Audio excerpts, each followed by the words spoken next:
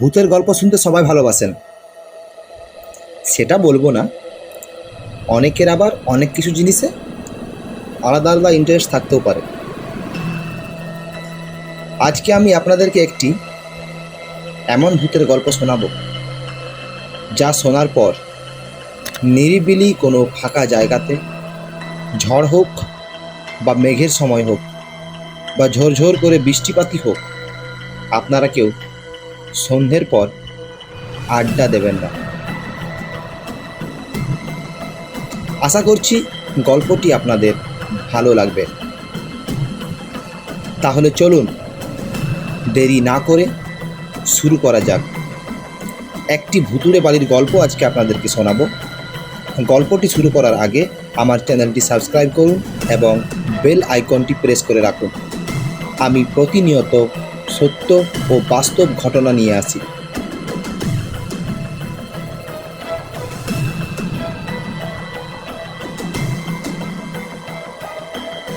Computer training centre থেকে বার হয়ে বাস ধরার আগে অভি ওর 3 সহপাঠী সুমন, ভিক্টর আর শুভকে বলে গেল, তাহলে আগামী দিন বিকেলবেলা আমাদের বেডু গ্রামের বাড়িতে চলে আসছিস কিন্তু। ওদের দলে আরও 5 জন আছে। প্রত্যেকেই ওরা বর্ধমান রাজ কলেজের ছাত্র ছিল।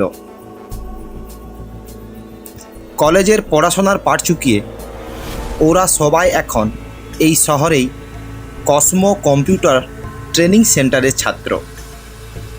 কাজেই বন্ধুদের সুবাদ বজায় আছে আজও। সুজিত, জয়ন্ত, আলোক, জামাল, দেবাশিস, শুভ, অভি, সুমনরা মিলে কেমনভাবে যেন একটা দল গড়ে উঠেছিল। আসলে একটা জায়গায় ওদের দারুণ মিল, আর সেই মিলটাই এদের মিলিয়ে দিয়েছিল একটা দলে। যেমন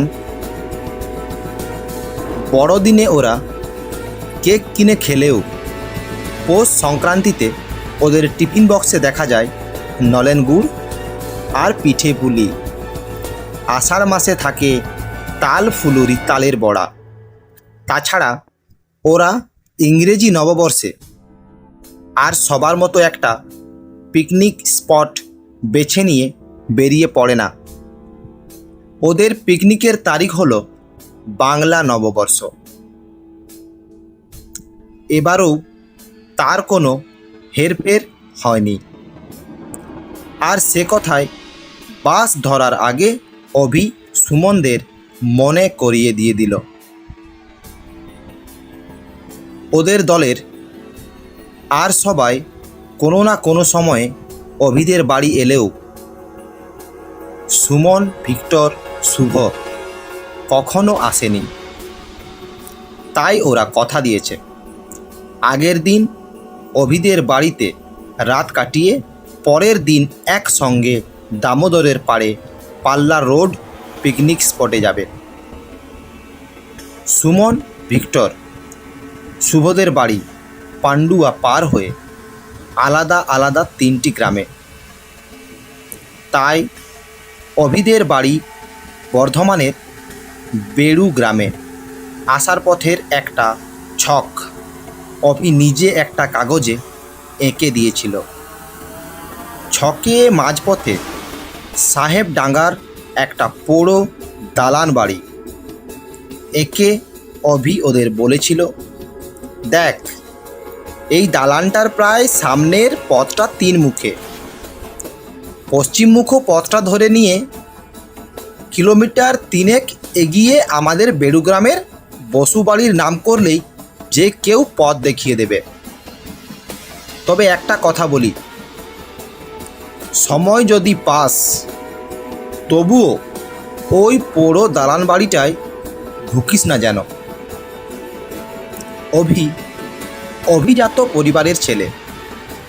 ওর ঠাকুরদা ছিলেন একজন স্বাধীনতা সংগ্রামী। এলাকার সবাই অভিদের চেনে। বাংলা নববর্ষের পিকনিকে কারো কোনো চাঁদার বালাই নেই। অভিদের বাড়ির ঠাকুর, কাজের লোকেরা সবাই মিলে সব আয়োজন করবে। ওদের আবার 4 চাকা গাড়িও আছে একটা, সেই গাড়িতেই পিকনিকের জিনিসপত্র পৌঁছাবে। গাড়িতে তুলে নেওয়া হবে 2খানা ক্যারাম বোর্ড। জামাল আনবে ভালো ভালো গানের ট্যাপ। মৃদু মাত্রার সুরে গান শুনতে শুনতে অভিদের দলের ছেলেরা খাবে দাবে, দামোদরের ধারে বেড়াবে আর ক্যারাম খেলবে। তারই মাঝে চিকচিক বালি দেখতে পাওয়া দামোদরের জলে সাঁতার কেটে স্নান। এদিকে সুমন, ভিক্টর, শুভরাও একদিন নিজেদের মধ্যে আলোচনা করে নিল। সুমন আর ভিক্টরদের স্কুটার আছে, ঠিক হলো ওরা পথে ওদের গাড়িতে তুলে নেবে শুভকে। তাহলে শুভ, তুই তোদের ওই ভান্ডারডিহির মোড়ে এসে ঠিক 3:30টায় হাজির হবি। আমি আর ভিক্টর ঠিক সময়ে পৌঁছে যাব। ওদিকের পথঘাট চেনা নেই, জানতে জানতে এগোতে হবে, সময় লাগবে। আর একটা কথা, তুই কিন্তু ওই দিন ধুতি পাঞ্জাবি পরে আসবি না, প্যান্ট শার্ট পরবি, কেমন?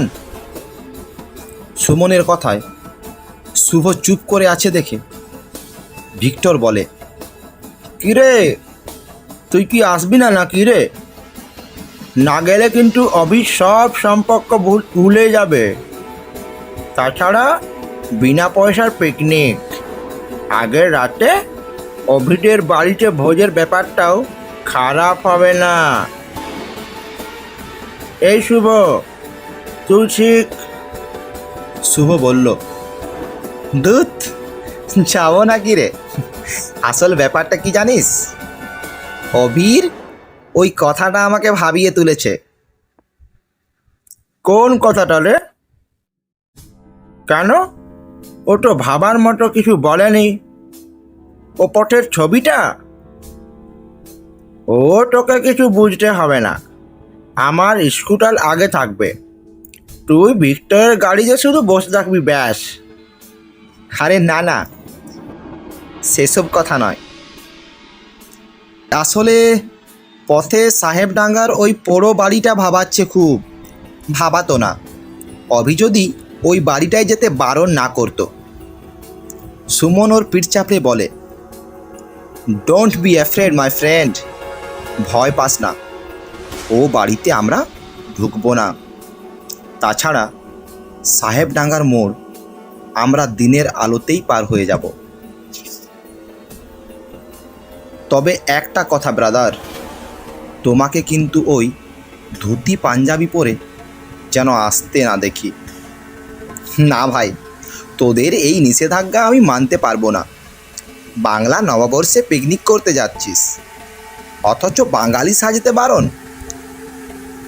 না, ঠিক নয়। তবে আমি তোদের প্যান্ট শার্ট পরা অভ্যাস পাল্টাতে বলবো না। নির্দিষ্ট দিনে সুমন, ভিক্টর যথাসময়ে ভান্ডারদিহি পৌঁছে গেল। না, শুভ তখনও আসেনি। স্কুটার দুটো স্ট্যান্ড করিয়ে দিয়ে ওরা পথের পাশে একটা গাছতলায় দাঁড়িয়ে অপেক্ষা করতে লাগলো।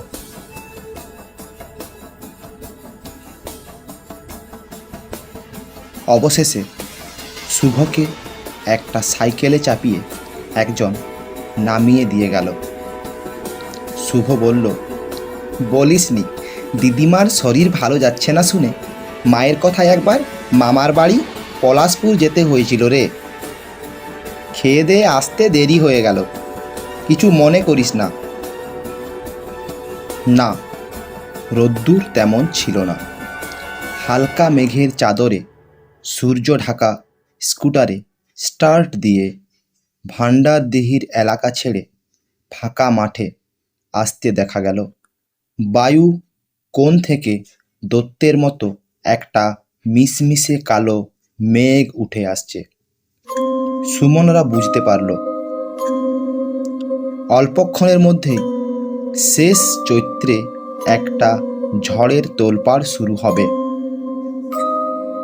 সুমন আর ভিক্টর আরও জোরে স্কুটার ছুটালো, কিন্তু মিনিট 15 স্কুটার ছোটার মধ্যেই ঝড় উঠে গেল।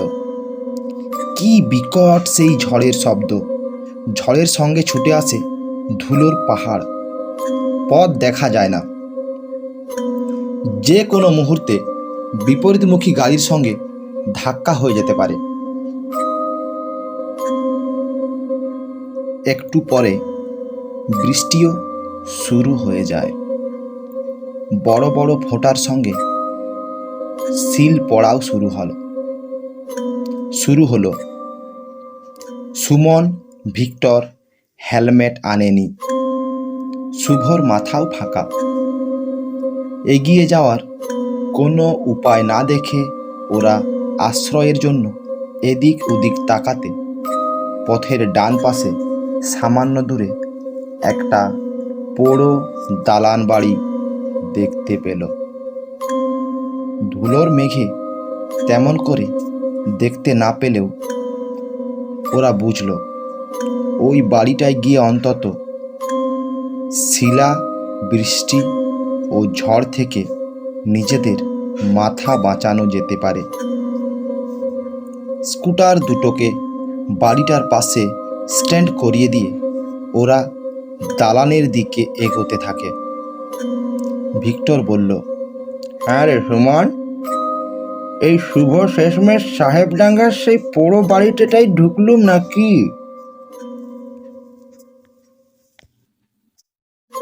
শুভ বলে, আহা হা, তাই যেন হয়।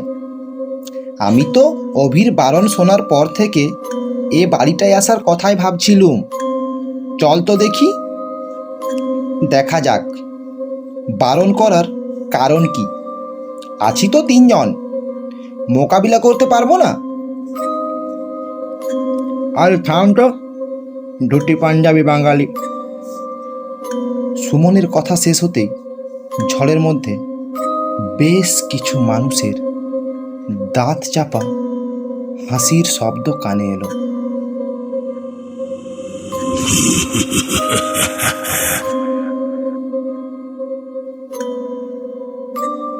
আর সঙ্গে সঙ্গে দালানের উঠানে একটা নিম গাছ ঝড়ের দাপটে একেবারে মাটিতে শুয়ে পড়ল। ওরা 3 জনে ভয়ে ঝট করে পিছিয়ে আসে। পরক্ষণেই ওরা অবাক। শুয়ে পড়া গাছটা আবার সোজা হয়ে দাঁড়িয়ে যায়। ওদের ডান পাশের একটা তাল গাছও ওইভাবে মাটিতে বুক ঠেকিয়ে আবার সোজা হয়ে যায়। ওরা অবাক চোখে চারপাশে তাকাতে তাকাতে দালানের দিকে এগিয়ে যায়। পাশেই একটা লতানে গাছ। হঠাৎ সুমন চিৎকার করে ওঠে, ও শুভ, দম বন্ধ হয়ে আসছে, লতাটা গলা থেকে ছাড়াতে পারছি না, সাপের মতো কে পা জড়িয়ে ধরছে। শুভ ওদের একটু আগে ছিল। ও দৌড়ে কাছে এসে ওদের দিকে হাত বাড়াতেই লতার ফাঁস আপনা হতে খুলে যায়। এর মধ্যে শুভ একটা অদ্ভুত ব্যাপার লক্ষ্য করল। ও নিজেও ওই লতানো গাছটার পাশ দিয়ে এসেছে। ওর কিন্তু কোনো বিপদ হয়নি। ওরা ঝড় জলের মধ্যে দালানের দিকে এগোতে এগোতে দেখে সামনের একটা দেওয়ালে বাইরে থেকে দুমদাম ঢিল এসে পড়ছে। মনে হচ্ছে কারা যেন ও বাড়িতে ওদের ঢোকা পছন্দ করছে না, তাই ওদের তাড়াবার জন্য ঢিল ছুঁড়ছে। না, ঢিলগুলোর একটাও কিন্তু শুভকে ছোঁয়নি। তবে দুটো টুকরো ঢিল সুমন আর ভিক্টরের পা ছুঁয়ে বেরিয়ে যায়। ওরা দৌড়ে গিয়ে দালানের মোটা মোটা থামের আড়ালে দাঁড়িয়ে পড়ে। কেউ ঢিল ছুঁড়লেও এখন আর ওদের লাগবে না। মেঘ ঝড়ে ঘুটঘুটে অন্ধকার ঘনিয়ে এলো দালানের নিচে। সুমন ভয়ে কাঁপতে কাঁপতে নিচু গলায় বলে, এই বাড়িটার ভেতরে ঝড়ের দাপট বেশি মনে হচ্ছে, তাই না শুভ? শুভ সুমনের প্রশ্নের জবাব দেয় না। ঝড়ের সঙ্গে মুষলধারায় বৃষ্টি সমানে ঝরে চলেছে, আর তার সঙ্গে ঘন ঘন বজ্রের গর্জন। কড়কড় শব্দে একটা বাজ এসে পড়ল একটু দূরে একটা তাল গাছে। গাছটা দাও দাও করে জ্বলে উঠল। সেই আগুনের শিখা লম্বা জিভের মতো এগিয়ে আসে দালানের দিকে।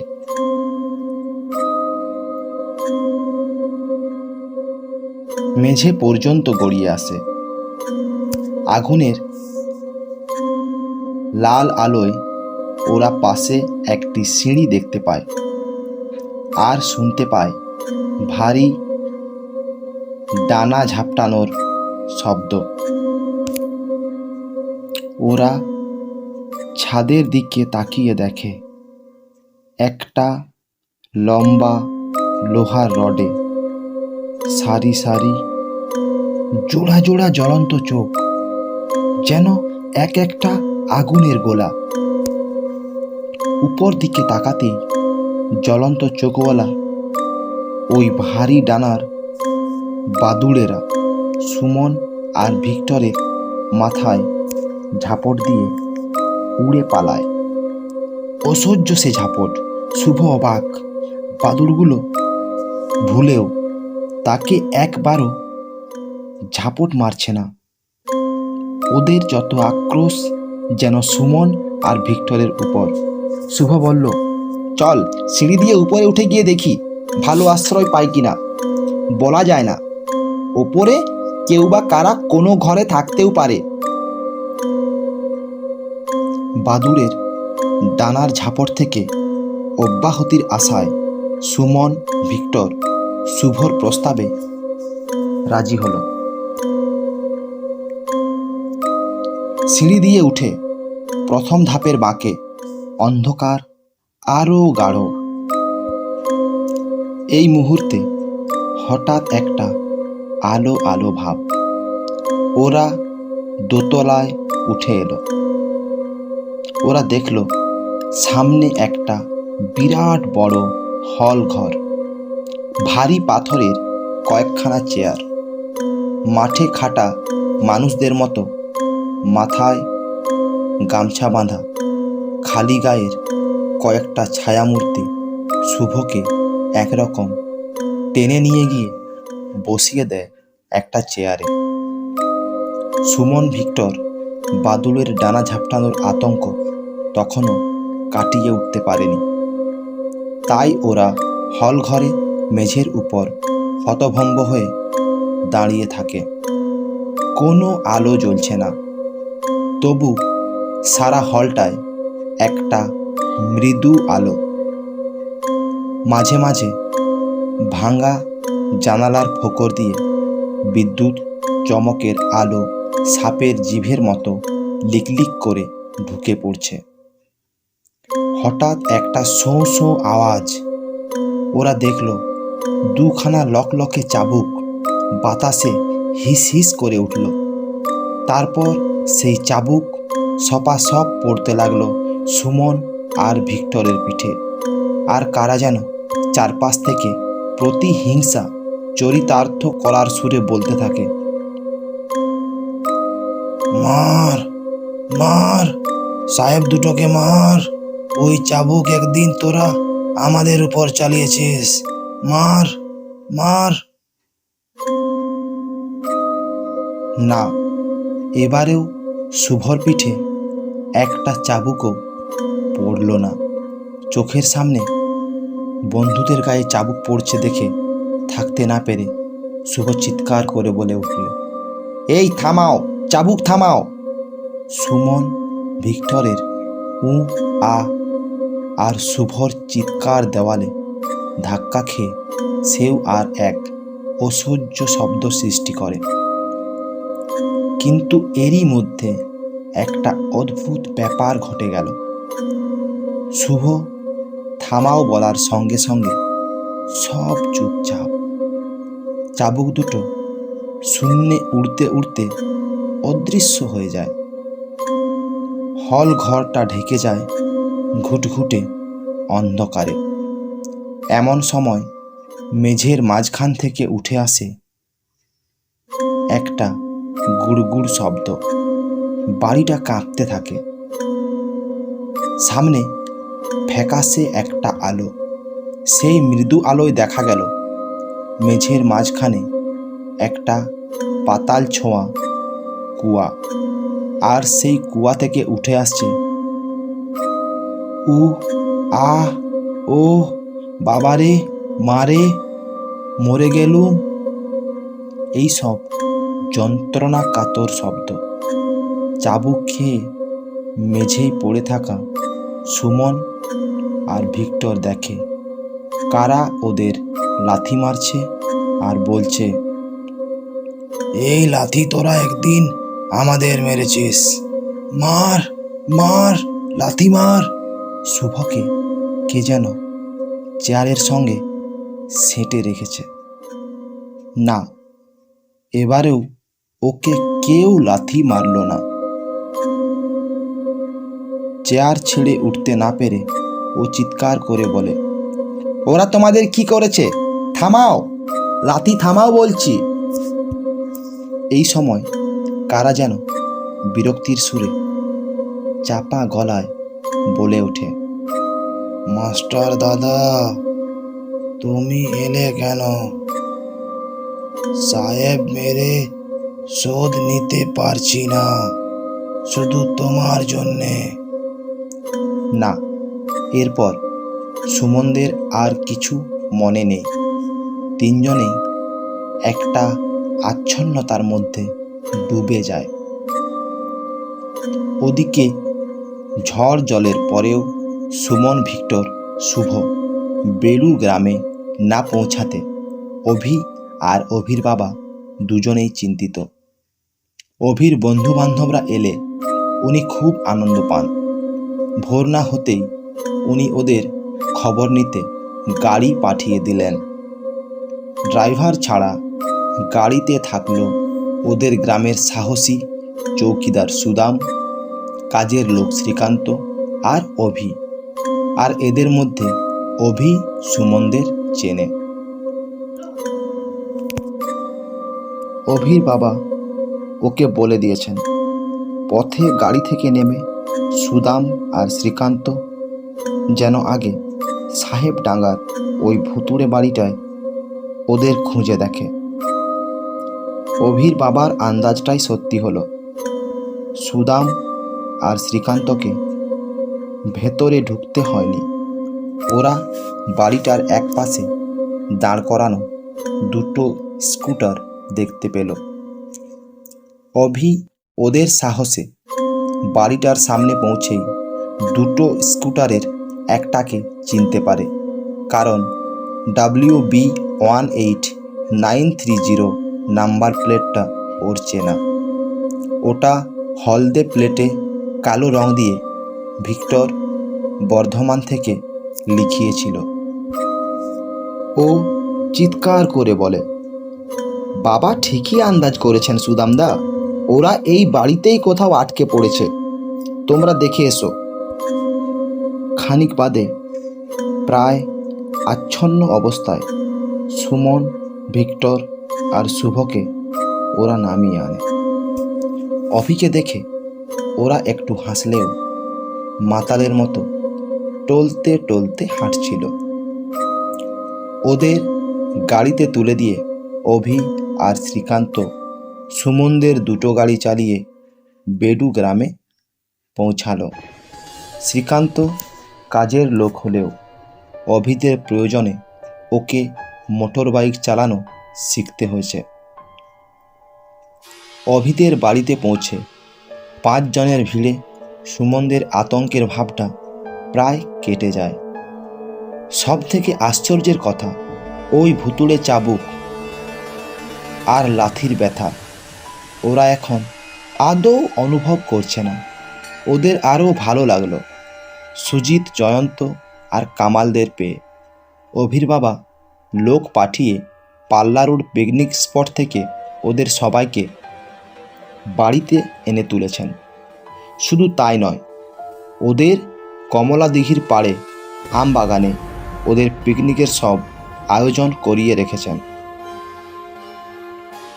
খাওয়া দাওয়ার পরে অভির বাবা ওই সাহেবডাঙ্গার পোড়ো বাড়ির ইতিহাস শোনালেন। ব্রিটিশ রাজত্বের নীলকর সাহেবরা সাহেবডাঙ্গায় কুঠি বানায়। সাহেবরা আসার পর ওই গ্রামের আগের নাম পাল্টে গিয়ে নাম হয় সাহেবডাঙ্গা। ওই পোড়ো বাড়িটার মালিক ছিলেন একজন ছোট খাটো জমিদার। ইংরেজের দেওয়া রাজবাহাদুর খেতাবের লোভে ওই জমিদার বাবু যেসব চাষিরা নীল চাষ করতে রাজি হতো না তাদের লোকজন পাঠিয়ে বেঁধে আনতেন, সাহেবদের সামনে হাজির করাতেন।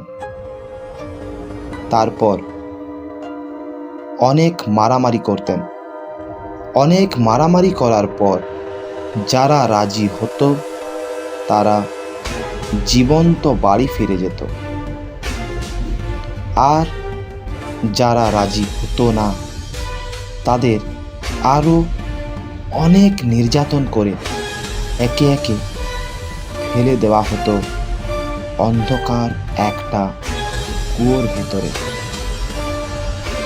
শুনেছি আজও প্যান্ট শার্ট পরা লোকদের নাগালে পেলে সেই সব অকালে প্রাণ যাওয়া চাষিদের প্রেতাত্মা তাদের সাহেব মনে করে প্রতিশোধ নেয়। আরও শুনেছি ধুতি পাঞ্জাবি পরা লোকেদের ওরা কিছু বলে না, বরং শ্রদ্ধা করে। শুভ অভির বাবার কথায় চমকে ওঠে, কারণ ওই সব প্রেতাত্মা সত্যি তার উপর কোনো অত্যাচার করেনি, বরং তার কথা শুনেছে। তাই ও জিজ্ঞেস করে, কেন মেসোমশাই? অভির বাবা বলেন, নীলকর সাহেবদের ওই অত্যাচারের সময় ওই সাহেবডাঙ্গা গ্রামে ধুতি পাঞ্জাবি পরা একজন মাস্টার মশাই ছিলেন। তিনি নীল বিদ্রোহী চাষিদের পক্ষ নিয়ে নীলকর সাহেবদের বিপক্ষে লড়াই চালিয়েছিলেন। অবশ্য তাকেও একদিন অকথ্য অত্যাচারের বলি হতে হলো, প্রাণ দিতে হলো ওই অন্ধকার কুয়ায়। এই মুহূর্তে শুভর কানে বেজে উঠল একটা গোঙানির মতো চিৎকার, মাস্টার দাদা, তুমি এলে কেন? তোমার জন্যেই। অভির বাবা হেসে বললেন, ব্যাস, এই পর্যন্তই, আমি চলি। তোমরা এবার তোমাদের মতো গল্প করো। অভিরা হই হই করে উঠে সুমন, ভিক্টর আর শুভকে জড়িয়ে ধরল। সুমন বলল, শুভ, তোকে আর কোনোদিন ধুতি পাঞ্জাবি পরতে বারণ করব না। আজকের ঘটনাটি এখানেই শেষ করছি। পরের ভিডিওতে আবার দেখা হবে নিত্য নতুন সত্য ঘটনা নিয়ে। ধন্যবাদ।